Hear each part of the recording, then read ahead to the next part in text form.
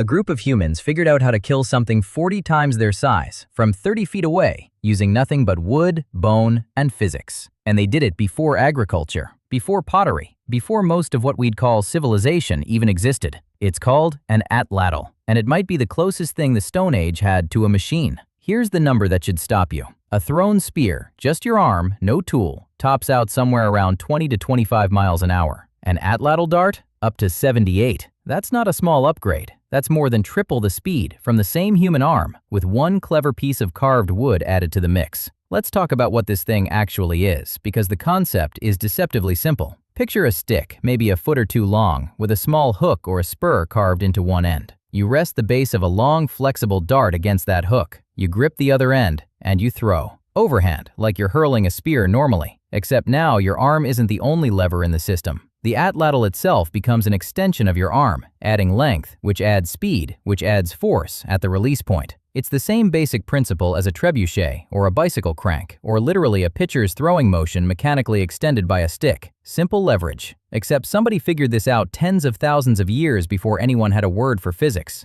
Now here's where the story gets interesting, because for a long time, archaeologists thought they knew exactly how old this technology was. The oldest confirmed Atlatl hooks, actual carved antler and ivory pieces that survived in the ground, come from a cave in France called Combe-Saunière, dated to around 17,500 years old. Solid evidence, physical objects you can hold. For decades, that was basically the accepted starting line. Then, researchers tried something different. Instead of only looking for the tool itself, they looked for the wear patterns it leaves behind, specifically on the stone points that would have tipped the darts.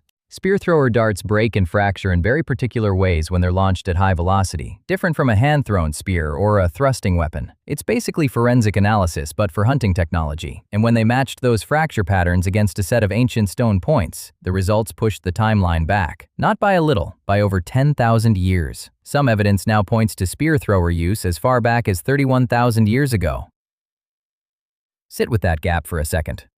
10,000 years of missing history, hiding inside microscopic damage on the edges of stone tools, because nobody had thought to look there before. So why does any of this actually matter? Why build something this complicated when a regular spear already works? Distance. And that changes everything about what you're allowed to hunt. A hand-thrown spear puts you close, uncomfortably close if the animal on the other end is a mammoth, a cave bear, or a woolly rhinoceros. Anything with the mass and speed to kill you in a single bad encounter. An Atlatl lets you strike from far enough away that a miss, or even a hit that doesn't drop the animal immediately, doesn't automatically mean you're dead too. Researchers have actually found suspected Atlatl wounds preserved in mammoth remains. Some cultures even carved their spear throwers into the shape of the animals they were hunting, which tells you this wasn't just a tool, it carried meaning. Some scholars think the spread of the Atlatl lines up a little too neatly with the disappearance of several species of Ice Age megafauna. Correlation isn't proof, but it's a hard coincidence to ignore. Here's the detail that genuinely surprised researchers, though. This wasn't invented once and copied everywhere. It shows up independently, over and over, on completely different continents, among people who had zero contact with each other. Europe, the Americas, Australia, where Aboriginal peoples built their own version called the Woomera. Different materials, different shapes, same basic physics, same basic solution to the same basic problem. That's not one lucky invention spreading through trade routes. That's multiple separate groups of humans staring at the same problem. How do I kill something big and dangerous without dying in the process? And arriving at nearly identical engineering without ever comparing notes. I want to be honest about something here, the way I try to be every time,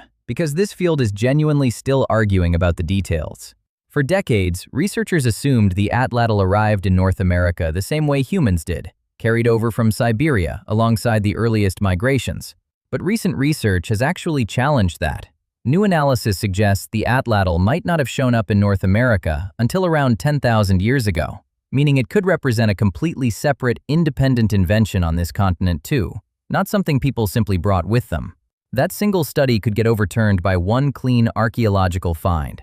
This is a live debate, not a settled fact, and honestly, that's part of what makes it interesting. What we do know for certain is this. At some point, deep in the Ice Age, a human being looked at the problem of hunting animals that could easily kill them and invented a machine.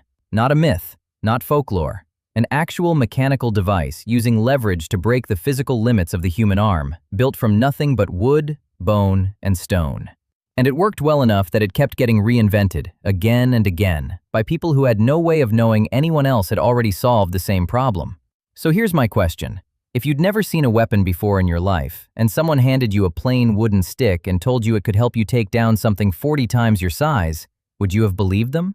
Let me know in the comments. Take care of yourselves. I'll see you soon.